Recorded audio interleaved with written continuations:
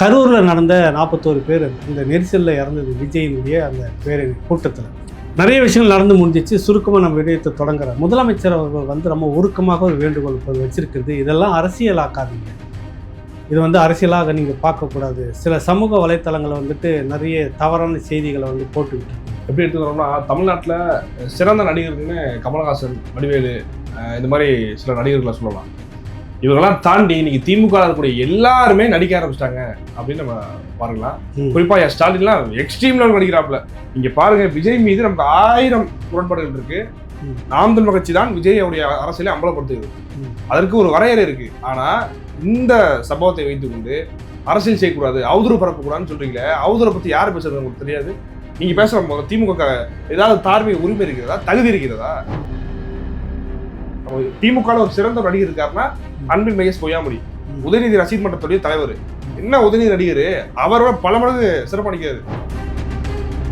அதுல கூட பாத்தீங்கன்னா திமுக ஆம்புலன்ஸ் வந்து பாத்தீங்களா, திமுக தான் எல்லாத்தையும் காப்பாத்து, எல்லாத்தையும் உதவுது பாத்தீங்களா. அங்க உள்ள அரசியல் ஸ்டெர்லைட் நடந்தா நீங்க அரசியல் பண்றீங்க. அப்போ உங்க ஆட்சி நடந்ததுக்கு உங்களதான் கேள்வி. ஐயா உதயநிதி ஸ்டாலின் சொல்றாப்புல விஜய் தான் காரணம், அவங்கள்ட்ட போய் கேளுங்கன்னா, அப்ப நீ எதுக்கு அதிகாரத்தில் இருக்கீங்க? காவல்துறை விஜய் வச்சிருக்காரு, நம்ம ஒரு கூட்டம் போட்டோம்னா உங்களுக்கு அனுமதி இல்லைங்கிறது. இல்ல இந்த இடத்துல கூட்டம் உங்களுக்கு அனுமதி இல்லை, ஊருக்கு ஒதுக்குறமா போ, பைபாஸ் ரோட்ல போய் கூட்டம் கொடுக்குது. அப்ப விஜய்க்கு மட்டும் எது கொடுத்தீங்க? விஜய் கூட்டாரா அரசியல் இல்ல, அரசியல் அறிவு இல்ல, எதுவுமே இல்லைன்னா நீ எதுக்குமா இங்க கொடுத்தேன் கேட்கிறேன் நான். இது கொஞ்சம் கடிக்கக்கூடிய மீன்கள் நிறைந்த குளம்ல தம்பி, கொடுமையான முதலைகள் இருந்த குளம், ரொம்ப கவனமா இருந்த தம்பின்னு அன்போடு சொன்னேன் அப்படின்னு அந்த சீமானவர் சொன்னாங்க. அந்த இரவே முதல் மாநில மட்டத்துல அந்த சீமானவர்கள் ஸ்டார் இல்ல விஜய். இப்ப அந்த முதலைகள் கடிக்க தொடங்க இந்த விஜய் உணர்ந்து இருப்பாரா? அரசியலுடைய ஆழம் என்ன நம்மள்கிட்ட அறிவுறுத்திருக்காங்க அப்படிங்கிறது இன்னைக்கு விஜய்க்கு புரியும். தலையை பிச்சுக்கிட்டு இருப்பாரு. இதுக்குதான் நீங்க கட்சி நடத்தீங்க, கட்சியை கலைச்சிருங்கிறாங்க விஜய். நீங்க தயவு செஞ்சு திருப்பி கிளம்பி படத்தை நடிச்சு ஜனநாயகனோட முடிக்காம இன்னும் 100 படத்தை நடிங்க, ஏதோ பண்ணுங்க. கட்சி நடத்துவதற்கு ஒரு லைக் இல்லை. ராவணாவின் வளர்ச்சிக்கு உதவ நினைத்தால் உங்களுடைய பங்களிப்பை கீழே இருக்கக்கூடிய QR கோடில் ஸ்கேன் செய்தோ அல்லது டிஸ்கிரிப்ஷனில் இருக்கக்கூடிய வங்கி கணக்குகளை பார்த்து செலுத்தவோ செய்யலாம்.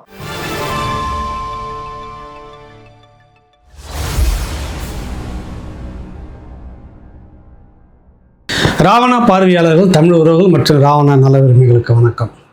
நாம் தமிழர் கட்சியினுடைய மாநில இளைஞர் பாசறை ஒருங்கிணைப்பாளர் தம்பி தென்னகம் விஷ்ணுவை நம்ம பார்க்குறோம். வணக்கம் தம்பி. வணக்கங்க ஐயா. தென்னகம் விஷ்ணு எப்படி போயிட்டு இருக்கு? நல்லா போயிட்டு இருக்கீங்க. என்ன திடீர்னு சென்னை பக்கம் அலை வீசுது? நல்லா பார்த்துட்டு போகலாம்.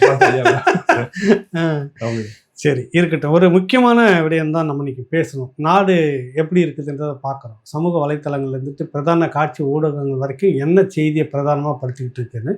கரூரில் நடந்த 41 பேர் அந்த நெரிசலில் இறந்தது விஜயினுடைய அந்த பேரணி கூட்டத்தில் நிறைய விஷயங்கள் நடந்து முடிஞ்சிச்சு. சுருக்கமாக நம்ம விடயத்தை தொடங்குற முதலமைச்சர் அவர்கள் ரொம்ப உருக்கமாக ஒரு வேண்டுகோள் வச்சிருக்கிறது. இதெல்லாம் அரசியலாக்காதீங்க, இது அரசியலாக நீங்கள் பார்க்கக்கூடாது. சில சமூக வலைத்தளங்களை நிறைய தவறான செய்திகளை போட்டுக்கிட்டு இருக்குது.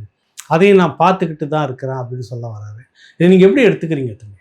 எப்படி எடுத்துக்கிறோம்னா, தமிழ்நாட்டில் சிறந்த நடிகர்கள்னு கமலஹாசன், வடிவேலு, இந்த மாதிரி சில நடிகர்களை சொல்லலாம். இவங்கெல்லாம் தாண்டி இன்னைக்கு திமுக இருக்கக்கூடிய எல்லாருமே நடிக்க ஆரம்பிச்சிட்டாங்க அப்படின்னு நம்ம பாருங்களா. குறிப்பா ஸ்டாலின்லாம் எக்ஸ்ட்ரீம் லெவல் நடிக்கிறாப்புல. எப்ப நான் ரொம்ப சீரியஸா தான் நீங்களும் அப்படிதான் பேசுறீங்க. சீரியஸா வச்சு பேசிருக்கேன், காமெடி பண்ண நினைக்காதீங்க, சீரியஸாவே சொல்றேன் நான்.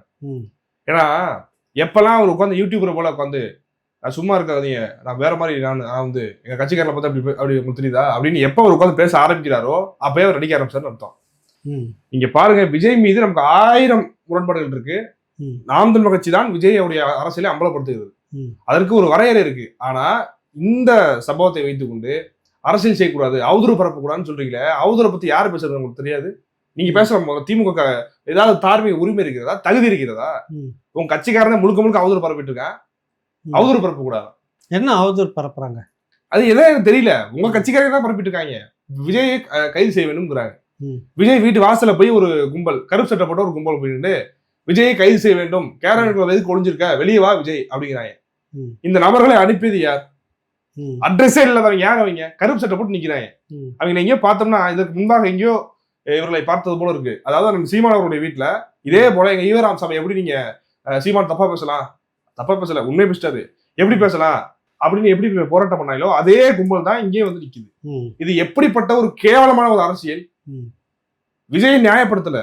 விஜய் இவ்வளவு பெரிய கூட்டத்தை அவர் கட்டுப்படுத்த மாட்டாரு. அவங்க வந்து அவங்கள கட்டுப்படுத்தி இந்த மாதிரி செய்யாதீங்கன்னு விஜய் சொல்ல மாட்டாரு. அந்த விஷயத்துல நம்ம முரண்படுறோம். இந்த இடத்துல விஜய் வந்து தன்னுடைய ரசிகர்களை வந்து ஒருங்கிணைச்சு தன்னுடைய கட்டுப்பாட்டு கீழே வச்சிருக்கணுங்கிறத நம்ம சொல்றோம். இன்னும் அரசியல் அனுபவம் நிறைய சொல்லி தரணும், கத்துக்கணும், வகுப்பு நடத்தணும். இதெல்லாம் விஜய் நம்ம வந்து குற்றமாவே சொல்லி அவரை வந்து சரி செய்யணும் அப்படின்னு நம்ம பேசுறோம்.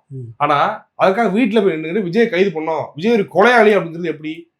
யாருடைய ஆட்சி நடந்துட்டு இருக்கு? ஐயா ஸ்டாலினுடைய ஆட்சி தானே. தூத்துக்குடி துப்பாக்கி சூடு நடந்துச்சுன்னா எடப்பாடி பழனிசாமி துப்பாக்கி வச்சு போட்டாரு. அவரு கட்டுப்பாட்டு இருக்கக்கூடிய காவல்துறை தான் சுட்டுச்சு அப்படிங்கிறதுக்காக தான் அது அதிமுக அரசியல் நம்ம குற்றம் சாட்டுகிறோம். அப்ப இது இங்க விஜயுடைய இந்த நிகழ்ச்சியில இந்த கரூர் சம்பவம் வந்து 41 பேர் இறந்திருக்காங்க அப்படின்னா காவல்துறையும் பொறுப்பேற்கணும்ல, திமுக அரசு பொறுப்பேற்கணும்ல. இவ்வளவு பெரிய கட்டுக்கடங்காத கூட்டம் வரும்னு தெரியாதா? உளவுத்துறை உங்களுக்கு சொல்லலையா? இல்ல இப்ப இதை வச்சு அரசியல் பண்றாங்கன்னு நீ சொல்ல? அரசியல் தான் பண்றாங்க. அரசியல் பண்ணக்கூடாது யாருன்றாரு முதலமைச்சர். அப்படி சொல்லிட்டு அவர் அரசியல் பண்றாரு. அரசியல் பண்ணாதீங்கன்னு ஊருக்கு முழுக்க பாடம் எடுத்துட்டு பண்ணாதீங்க, அரசியல் பண்ணாதீங்கப்பா, அரசியல் பண்ணாதீங்கப்பா அப்படின்னு சொல்லிட்டு இந்த கட்சி முழுக்க திமுகவே அரசியல் பண்ணுது.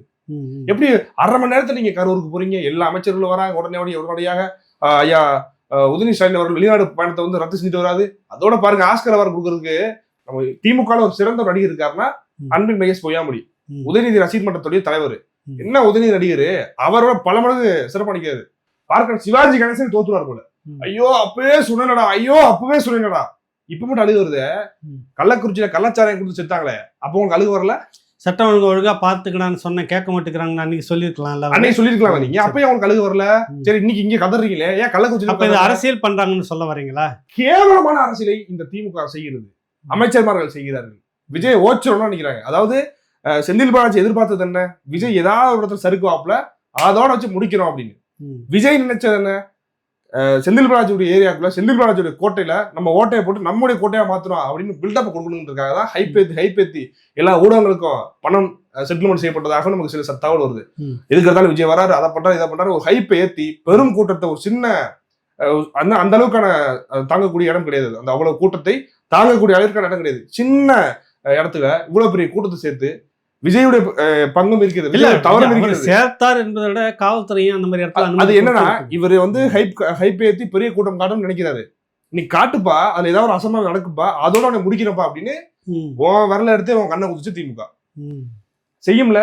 ஆனா சீமான் அவர்கள் சொன்னாங்க, கட்சி ஆரம்பிக்கிற முன்னாடியே அக்டோபர் 27ஆம் தேதி காலையில பேசுறாங்க. சீமான் அவர்கள் காலைல விஜயுடைய முதல் மாநில மாநாடுக்கு அந்த அன்னைக்கு காலையில பேசுறாங்க. இது கொஞ்சம் கடிக்கக்கூடிய மீன்கள் நிறைந்த குளம் தம்பி, கொடுமையான முதலைகள் நிறைந்த குளம், ரொம்ப கவனமா இரு தம்பின்னு அன்போடு சொன்னேன் அப்படின்னு அந்த சீமான் அவர் சொன்னாங்க. அந்த இரவே முதல் மாநில மாநாட்டுல அந்த சீமான் அவர்கள் விமர்சிச்சாரா இல்லையா விஜய்? இப்ப அந்த முதலைகள் கடிக்க தொடங்க இந்த விஜய் உணர்ந்து இருப்பாரா? அரசியலுடைய ஆழம் என்ன, யார முதலைகள் அந்த சீமான் அவர்கள் சொன்னாங்க. பார்த்து எடுத்து வைக்கணும் தம்பி அப்படின்னு அன்னைக்கு அந்த சீமான் அவர்கள் எவ்வளவு அக்கறையோட நம்மள்ட்ட அறிவுறுத்திருக்காங்க அப்படிங்கிறது இன்னைக்கு விஜய்க்கு புரியும். தலையை பிச்சுக்கிட்டு இருப்பாரு.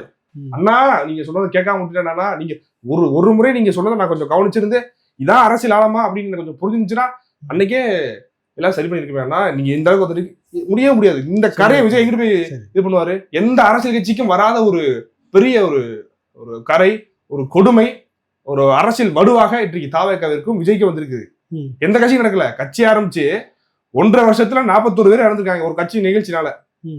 இது எல்லா காலத்திலயுமே இது வந்து வரலாறாக பதியப்பட்டுரும். விஜய் கூட்டத்துல இப்படி இறந்து போயிட்டாங்க, விஜயுடைய தாந்தோண்டித்தனமான கூட்டத்தால இப்படிப்பட்ட ஒரு பெரிய ஒரு இழப்பு நடந்திருக்கு, மனித இழப்பு நடந்திருக்கு அப்படின்னு விஜயை காரி துப்ப மாட்டாங்களா காலத்துக்கும்? இனி அடுத்த மேடையில எப்படி விஜய் மைக்க பிடிப்பாரு, எப்படி பேசுவாரு? அடுத்த மேடையில அடுத்த சனிக்கிழமை மைக்க பிடிச்சி பேசும்போது கை நடுங்காது? நாளைக்கு சும்மா யாரோ ஒருத்தன் மைக்கப்பட்டு விழுந்து ஏதோ ஒரு நிலைமையில ஹார்ட் அட்டாக் வந்திருக்கலாம், ஏதோ ஒரு உடல் ரீதியான உபாதைகள் வந்திருக்கலாம், ஏதோ வந்து இறந்து போயிட்டா கூட விஜய் நிகழ்ச்சியில அடுத்த ஒரு மரணம் என்ன பண்ணுவாங்க? அவங்கள மக்கள் அவங்களை எப்படி பார்ப்பாங்க? திமுக உங்களுடைய பவர்னு எதை நினைக்குதோ, நீங்க சொல்றீங்களோ எனக்கு பெரிய படை இருக்கு, அந்த படையை வச்சு அவனை முடிக்கிற பாடுறா அப்படின்னு செய்தா இப்ப தெரியுதா அரசியலோட ஹீட் என்ன? அந்த அரசியலுடைய அதிகாரத்தை நோக்கி நகர்வதற்கு எவ்வளவு எதிரிகளையும் இடர்பாடுகளையும் நம்ம எதிர்கொள்ள வேண்டியிருக்கு தெரியுதா? இப்ப சீமான சொன்னது கேக்குதா? நிச்சயமா இன்னைக்கு விஜய் இல்ல. இப்ப இங்க யார் அரசியல் செய்கிறார்கள், ஏன் யாரும் இதை வச்சு அரசியல் செய்யாதீங்கன்னு ஏன் வேண்டுகோள் வைக்கிறார் முதலமைச்சர்? இவங்க மட்டும் அரசியல் செய்யணும், அரசியல் செய்யாதீங்கன்னு நம்ம குற்றம் சாட்டோம்ல, திமுக குற்றம் சாட்டோம்ல, அதுக்காக அவங்களால தாங்க முடியல. இப்ப ஏஷோ நடத்துனாங்கல்ல, அங்க உயிரிழப்பு ஏற்பட்டுச்சுல, அப்போ அந்த சமயத்துல வந்து இது போல கதறிக்கிட்டு அரசியல் செய்யாதீங்கன்னு சொல்லவே இல்லை. நீங்க செய்வாங்க, எதிர்கட்சிகள் அரசு செய்ய. அன்னைக்கு யாரும் பதவி ராஜினாமா செய்து போராட்டம் பண்ணல. அப்ப கைது பண்ணணும் யாரும் பேசல. அந்த நிகழ்ச்சி ஒரு நிகழ்ச்சி நடத்துறது யாரு? அப்ப உங்களெல்லாம் தூக்கி உள்ள வச்சிருமா? இன்னைக்கு விஜய் தூக்கி உள்ள வைக்கன்னு சொல்றீங்களா? அப்ப உங்களை வச்சிருமா? என்ன நாடகம் போடுறீங்களா? அம்மையா அருணாச்சலேஸ்வருடைய ஒரு நபர் ஆணையம் இன்னைக்கு வந்து நியமிச்சிருக்காங்க, ஆணையத்தை உருவாக்கி இருக்காங்க. இல்ல அவர் முதலமைச்சர் சொல்ல வர்றது அதை கேட்கணும்னு இருந்தேன். நாங்க வந்து சும்மா இல்லை, உடனே களத்துக்கு வந்துட்டோம். எங்க அமைச்சர் பெருமக்கள் வந்துட்டாங்க. உடனே எங்க கட்சி பேனரோட சேர்ந்து நாங்க வந்து எல்லாமே வேலை செய்ய தொடங்கிட்டோம். அந்த நிமிடமே நானும் தூக்கம் வர பிடிக்காம நேராக விமானம் மூலமாக போய் இறங்கிட்டேன். களத்தில் எல்லாத்தையும் நான் விசாரிச்சுட்டு இருக்கிறேன். 10 லட்ச ரூபா இறந்தவர்களுக்கு குடும்பத்துக்கும் காயம்பட்டவர்களுக்காக 1 லட்சமும் மொத்த மருத்துவ செலவும் நாங்களே எடுத்துக்கிறோம்லாம் அறிவிச்சிட்டோம். இதுக்கு மேலே என்ன செய்யணும் ஒரு அரசு? ஒன்று, இவ்வளவும் செய்திருக்கிற நாங்கள் இதை வந்து அரசியல் ஆக்கணும், சர்வீஸ் தான் பண்ணுறோம். இதில் வேற என்ன பண்ணணும்னு நினைக்கிறீங்க நீங்கள்? இந்த மாதிரி அசம்பாவிதம் நடக்காம பாதுகாக்க வேண்டியதான் அரசோட கடமை. அதாவது ஒரு இடத்துல ஒரு கலவரம் நடக்க போகுதுன்னா உளவுத்துறைக்கு தெரியுமா தெரியாதா? ஒரு உதாரணத்துக்கு சொல்றேன், ஒரு கலவரம் நடக்க போது, இவ்வளவு பெரிய கூட்டம் முடிச்சுன்னா ஏதோ ஒரு crowd வரும், வாய்ப்பு இருக்கும். கலவரம் நான் விஜய் சொல்ல பொதுவாக ஏதோ ஒரு நிகழ்ச்சி ஒரு இடத்துல இந்த மாதிரி ஒரு பதட்டமான சூழ்நிலை இருக்குன்னா என்ன செய்யும்? 2 கட்சி ஒரே இடத்துல கூட்டம் போறாங்கன்னா, இப்ப திமுகவும் நாம் தமிழ் பக்கத்து அரங்கத்துல கூட்டம் போறாங்கன்னா ஏதோ பிரச்சனை வரும், உளவுத்துறை தெரியுமில. அப்ப ஏதோ அந்த நிகழ்ச்சி தடுத்து நிறுத்துவாங்க, ஏன்னா நாள் மாத்தி கொடுப்பாங்க. நீங்க இந்த நாள்ல பண்ணிக்கீங்க, நீங்க அடுத்த நாள் பண்ணிக்கீங்க. இப்ப தெரியுதுல.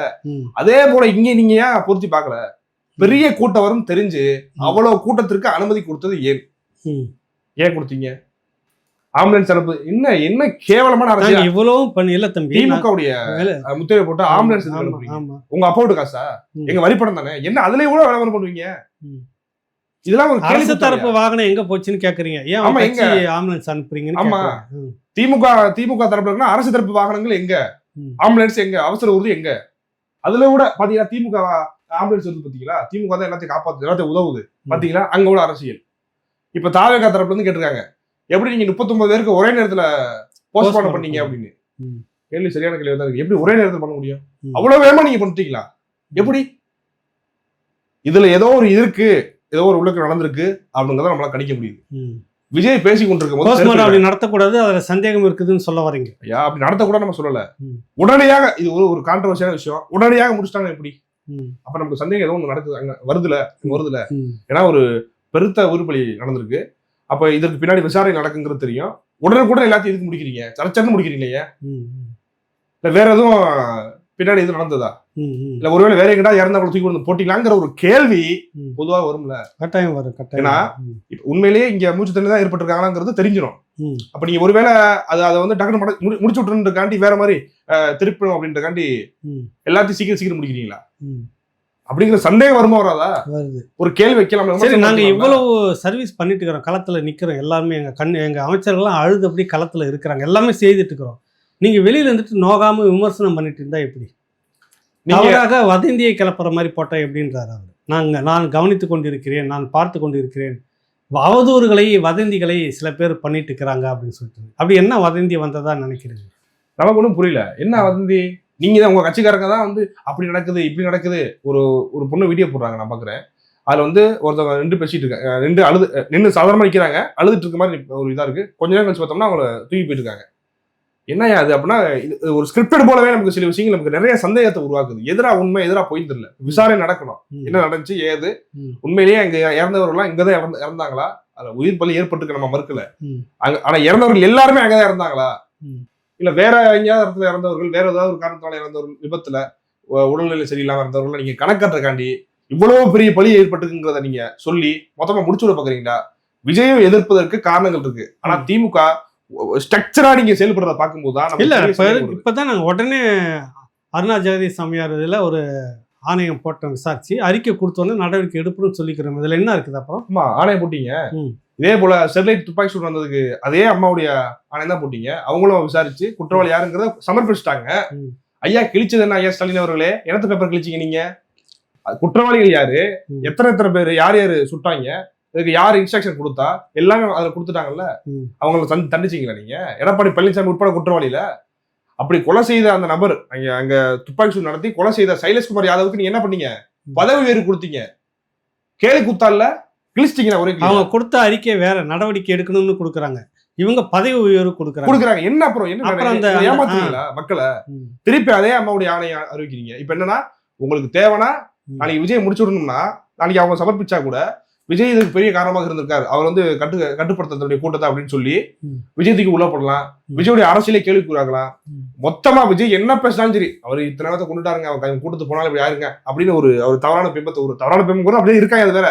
அப்ப இந்த மாதிரி தொடர்ச்சியா பேசி ஒரு அரசியல் இருந்து அப்புறப்படுத்தக்கூடிய வேலையை செய்றீங்கல்ல, என்ன பிரயோஜனம் இருக்குங்கிற. ஏற்கனவே கொடுத்த ஆணையம், அதே ஆணையம் சமர்ப்பிச்ச அந்த அறிக்கையின்படி யார என்ன நடவடிக்கை எடுத்தீங்க? ஒரு நடவடிக்கை கிளிக்கல, திருப்பி நீங்க எதுக்கு ஆணையம் போடுறீங்க? அதை எடுத்துட்டு வாங்க. முதல்ல ஸ்டெர்லைட்டுக்கு என்னாச்சு, இப்ப அதை பேசுங்க. ஸ்டெர்லைட் நடந்தா நீங்க அரசியல் பண்றீங்க, அப்ப உங்க ஆட்சி நடந்துக்கலாம், உங்களால கேள்வி இருக்கணும். இப்ப ஐயா உதயநிதி ஸ்டாலின் சொல்றாப்புல விஜய் தான் காரணம், அவங்கள்ட்ட போய் கேளுங்கன்னா, அப்ப நீ எதுக்கு அதிகாரத்துல இருக்கீங்க? காவல்துறை விஜய் வச்சிருக்காரு, நம்ம ஒரு கூட்டம் போட்டோம்னா உங்களுக்கு அனுமதி இல்லைங்கிறது. இல்ல இந்த இடத்துல இத்தனை பேர் கூட்டுவாங்க, உங்களுக்கு அனுமதி கிடையாது, ஊருக்கு ஒதுக்குப்புறமா போ, பைபாஸ் ரோட்ல போய் கூட்டம் போட்டுருக்கு. அப்ப விஜய் கூட எதுக்கு கொடுத்தீங்க?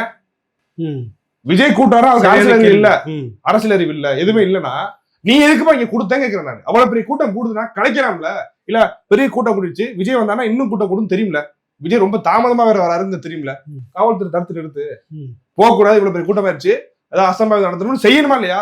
ஒரு அரசாங்கங்கிறத தன்னுடைய மக்கள் மீது அக்கறை கொண்டு செயல்படுமா இல்லையா?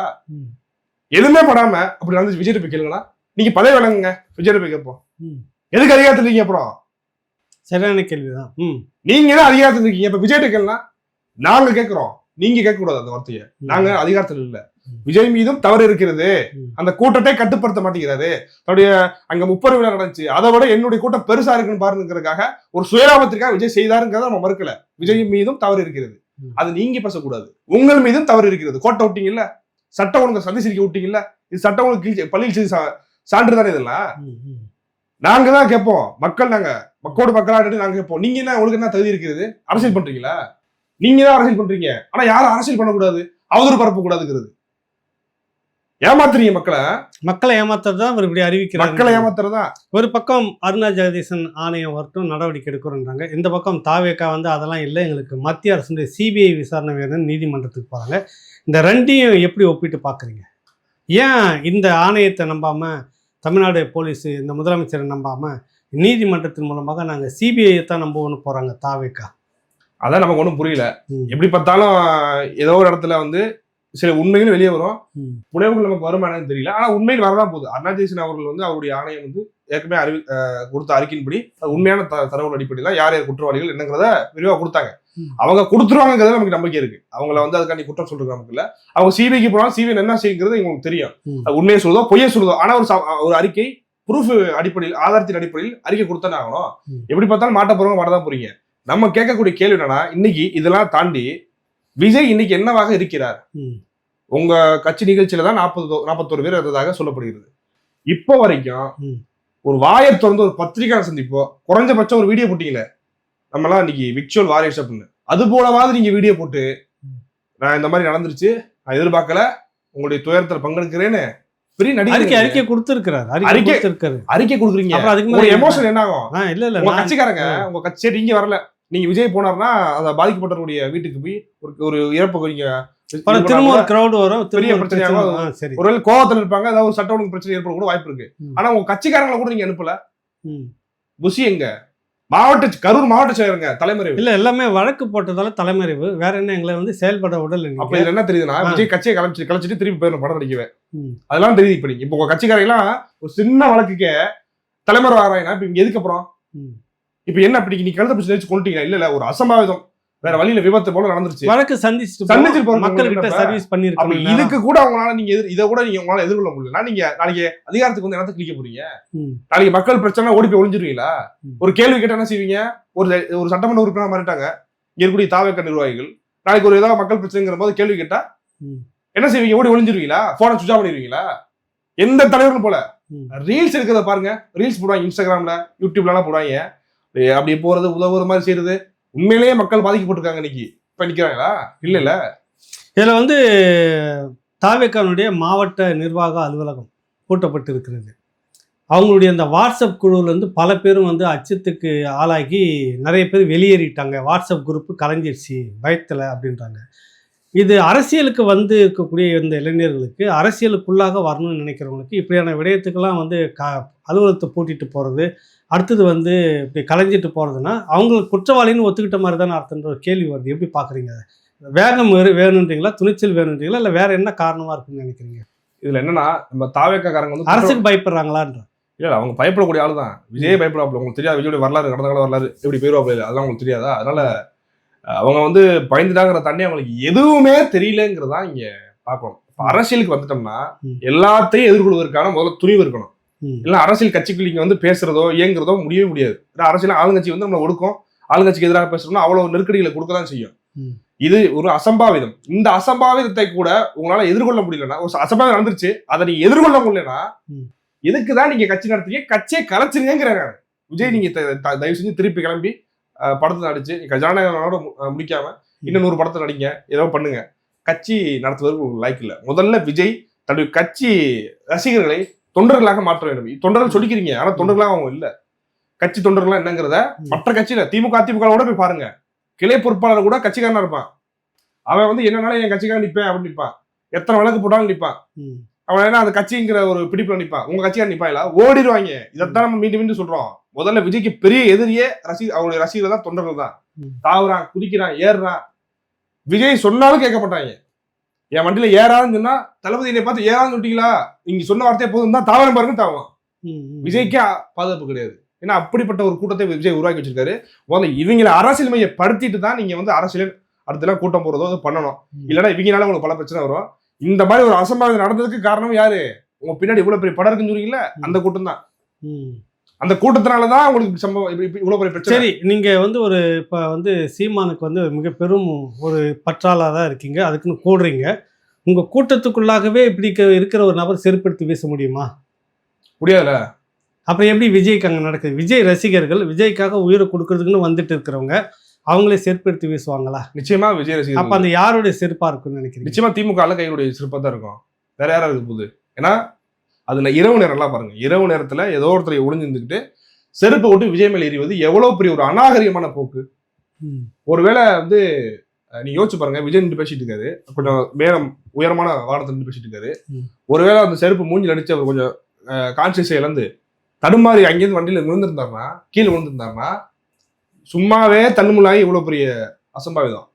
விஜய் கீழே விழுந்துட்டாரு அப்படிங்கிறது வந்துச்சுன்னா அடுத்த நொடி விஜய் ரசிகர்கள் கூட இருந்திருப்பாங்க. கட்டாயம்.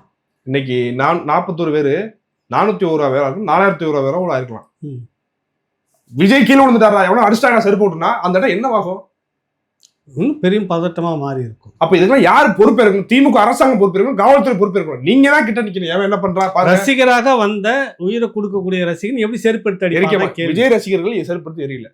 யாரோ ஒரு விஜய் பிடிக்காத ஒரு நபர் செருப்பை கழட்டி எரியும் அளவுக்கு அந்த இடத்துல தைரியம் யாருக்கு வரப்போகுது? திமுக காரன் தான் வரும். விஜய் அசிங்கப்படுத்திடணும். இது திமுக அசிங்கம், இது திமுக புத்தி. அவன் கட்சிக்காரன் அவன் எப்படியா ஒருத்தர் நமக்கு எதிராக இருக்கான அவனை கேவலப்படுத்திடுவோம். என்னடா அவனுக்கு வீக்னஸ் இருக்கு, அதை வச்சு அப்படி கேவலப்படுத்திடும் தான் செய்வாங்க அவங்க. விஜய் அதை நினைச்சு செருப்பு விட்டு எறிட்டான் ஒருத்தன், கல் அவுட் எறிறான் ஒருத்தன். ஏதாவது பண்ணி அவரை இது பண்ணி கல் அவுட் எறிஞ்சா நெத்தியில் அடிச்சா ரத்தம் வரும். பாருங்க, மக்கள் கல் அவுட் அடிச்சிட்டாங்க பாருங்க. அசிங்கப்படுத்துறது நீ பகல செய்ய பார்ப்பாங்க. விஜய் ரசிகர் நம்ம விமர்சிக்கிறோமா, அதுக்கான அது வேற காரணம் வேற, பேசுறது வேற. இப்ப இந்த மாதிரி செருப்பு தெரியுது, விஜய் வீட்டு வாசல் நிக்கிறது, போராட்டம் பண்றது, விஜய் கைது பண்ணுங்கிறதுலாம் என்ன மாதிரியான ஒரு போக்குன்னு நமக்கு ஒன்றும் புரியல. சரி, ஒரு பக்கம் இங்க வந்து பாத்தீங்கன்னாக்கா இதை வச்சு அரசியல்லாம் பண்ணக்கூடாதுன்னு சொன்ன தொடக்க கேள்விக்கே வர ரொம்ப உருக்கமா சொல்றாரு முதலமைச்சர். ஆனா ஒரு வீடியோ ஒன்று பார்த்துருப்பீங்க. மாணவர் அமைப்புன்னு கீழே பேர் இருக்குது. தமிழக அரசே விஜயை கைது செய், தமிழக அரசே விஜய் கைது செய், இத்தனை பேர் பலியானதுக்கு காரணம் அப்படின்னு போஸ்டர் வந்து ஒட்டியிருக்கிறாங்க. பெரிய பெரிய வந்து ஒட்டியிருக்காங்க. எந்த மாணவர் அமைப்புன்னு இல்லை, அந்த மாணவர் அமைப்புன்னு கீழே பேர் ஒட்டிட்டு இருக்கும்போது ஒரு நபர் கேட்குறாரு வந்துட்டு, என்னங்க இது வந்து திமுக சொன்னச்சா? ஆமாம் ஆமாம் ஆமாம் அப்படின்ற மாதிரி சாதகமாக பேசுகிறப்ப அவர் வந்து போஸ்டர் ஒட்டுனரில் ஒருத்தர் வந்து சொல்கிறாரு, ஆமாம் திமுக நிர்வாகிக்கு ஒருத்தர் பேரை சொல்கிறாரு, சுப்பிரமணியம் ஏதோ பேர் வருது, அவர் சொல்லி தான் ஒட்டுறாங்க. ஆமாங்க திமுக தாங்க சொல்லியிருக்கு ஒட்டுறோம், திமுக போஸ்டர் தான் அப்படின்றாங்க. அவங்களுக்கு என்னன்னு தெரியாது. ஒட்ட சொல்லி கூலி கொடுத்துருக்காங்க, காசு கொடுத்துருக்காங்க, ஒட்டுறாரு. ஒரு பக்கம் அரசியல் செய்யாதீர்கள்ன்றாங்க, ஒரு பக்கம் இந்த மாணவர் அமைப்பு யார், ஆனா திமுக தான் ஒட்ட சொல்லுதுன்னு. இதுல என்ன முரண்பாடு இருக்குன்னு பாருங்க. மாணவர் அமைப்பு யாரா இருக்குன்னா, இந்த 32 அல்லக்கைகள் அமைப்பு இருக்குல்ல, திமுக ஏதாவது பிரச்சனை சுவீரபாண்டியன் தலைமையில ஒரு 32 அமைப்பு இருக்கும். அதுல 33வது அமைப்பா இருக்கும், 32ல ஏதாவது ஒன்று அமைப்பா இருக்கும் மாணவர் அமைப்பு. இந்த மாணவர் அமைப்பு நான் நினைக்கிறேன்னா, இன்னைக்கு நீ விஜய் வீட்டு வாசல போய் போராடுறீங்களே, கரகோஷம் எழுப்புறீங்களே, போஸ்டர் அங்க போஸ்ட் ஓட்டுறீங்களே, தைரியமான ஆளர் தான் நீங்க எல்லாம். ஏண்டா விறுவிறுன்னு ஸ்டாலின் வீட்டுக்கு போங்களா, கள்ளக்குறிச்சியில கள்ளச்சாராயம் நடந்திருக்கு, என்ன ஆட்சி நடத்துறீங்க? கள்ளச்சாராயம் குடிச்சு சாகுறான், அவன் காவல்துறை என்ன பண்ணுது, உளவுத்துறை என்ன பண்ணுது, காவல்துறை பக்கத்துல நடந்திருக்கு சம்பவம், ஒரு ஊரே காலி, என்னையா ஆட்சி நடத்துறோம் அப்படின்னு சொல்லி நீ வீட்டை முற்றுகிட்டு ஏன்னா பண்ணிட்டு பார்ப்போம். நீ பண்ணிட்டு வந்து அடுத்த விஜய் வீட்டு செய்ய, நீ கூலி கொடுத்தா என்ன வேணா செய்வதற்கு இன்றைக்கு திமுகல ஒரு பெரிய கூட்டத்தை உருவாக்கி வச்சிருக்காங்கிறது சான்று. பாத்தீங்கன்னா இந்த எவ்வளவு கீழ்த்தரமான வேலையில செஞ்சிருக்காங்க பாத்தீங்களா? இந்த கூட்டம் இங்க மட்டும் இல்ல, சீமான வீட்டுக்கு போச்சு. சீமானை விட மாட்டோம், உன்னை என்ன பண்றோம் பாரு, இது பண்ண போறோம் அது பண்ண போறோம்னு அவ்வளவு மிரட்டல் கொடுத்தாங்க. நாம் தமிழ் கட்சிக்காரெல்லாம் வந்தோம்னா திருப்பி முடிவிட்ட கடைக்கு நின்றுக்கிட்டு சீமானை விட மாட்டோம் சீமானை விட மாட்டோம்னு சொல்லி வண்டியில ஏறி வந்துட்டாங்க. எவ்வளவு கேவலமான இது ஸ்டாலின் செய்வாங்களா? உதயநிதி ஸ்டாலின் கூப்பிட்டு இங்க வாங்க, இப்படி நடந்துருச்சு, உங்களுக்கு வெக்கமெல்லாம் இருக்கீங்களேன்னு சொல்லி நேருக்கு நேரம் உங்களால பேச முடியுமா? விஜய் கைது பண்ணுங்கன்னு சொல்லக்கூடிய இந்த மாணவர் அமைப்பு ஸ்டாலின் பதவி விலகணும் சொல்லுவாங்களா? அப்ப நீங்க யாருக்கானவங்கிறத மக்கள் புரிஞ்சுக்கணும். ஏதோ 4 பேர் போராட்டம் பண்றாங்க எடுத்து எல்லாத்தையும் சிறப்பு சூப்பர் அப்படின்னு சொல்லிடக்கூடாது. விஜய் எதிர்ப்பதற்கான சரியான காரணம் என்ன, அது எப்படி எதிர்க்கணும்? உண்மையிலேயே விஜய் பெரிய தவறு பண்ணியிருக்காரா? கைது பண்ணுங்க, சிறைப்படுத்துங்க, அரசு சட்ட ரீதியான நடவடிக்கை எடுக்கட்டும்.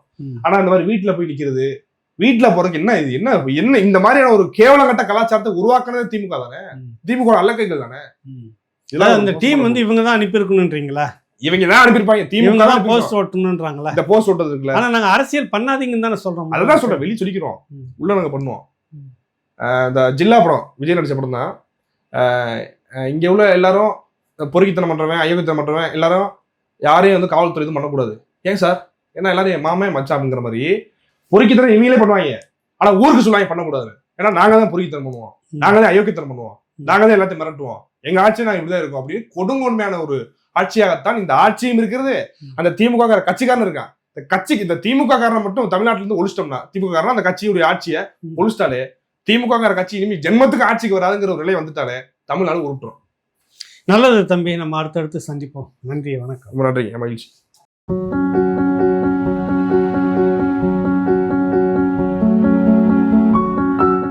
வணக்கம், என் பெயர் doctor R Srinivasan, senior physiotherapist.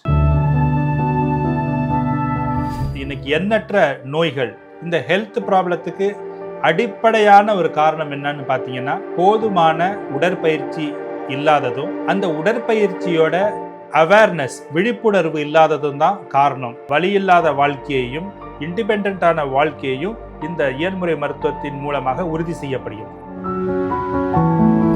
என்னுடைய நிறுவனமான S health care solution multi speciality physiotherapy clinic Shanti colony, Anna Nagar, சென்னையில் 15 வருடங்களுக்கு மேலாக இயங்கி கொண்டு வருது. சென்னையில் பல பகுதியில் எங்களுடைய பிரான்ச்சஸ் இருக்குது. மேலும் இதை தொடர்பு கொள்வதற்கு 9600038046 அப்படிங்கிற எண்ணை தொடர்பு கொள்ளலாம், அல்லது 9150211185 அப்படிங்கிற எண்ணுக்கு தொடர்பு கொள்ளுங்கள். உங்களுடைய ஆலோசனைக்காகவும் அப்பாயின்மெண்ட்டுக்காகவும் இந்த நம்பரில் தொடர்பு கொள்ளலாம். உங்களுடைய சந்தேகங்களுக்கு வாட்ஸ்அப் மூலியமாகவும் எங்களிடத்தை தொடர்பு கொள்ளலாம். உங்களுடைய சந்தேகங்களை நீக்கிறதுக்காகவும் ட்ரீட்மெண்ட் குறித்த தெளிவான விளக்கத்தையும் நான் உங்களுக்கு வாட்ஸ்அப் மூலியமாக சொல்கிறோம். ஆன்லைன் கால்லையும் எங்கள்கிட்ட அப்பாயின்மெண்ட் இருக்குது. நீங்கள் வர முடியாதவங்க அந்த ஆன்லைன் வசதியை பயன்படுத்தி கொள்ளலாம்.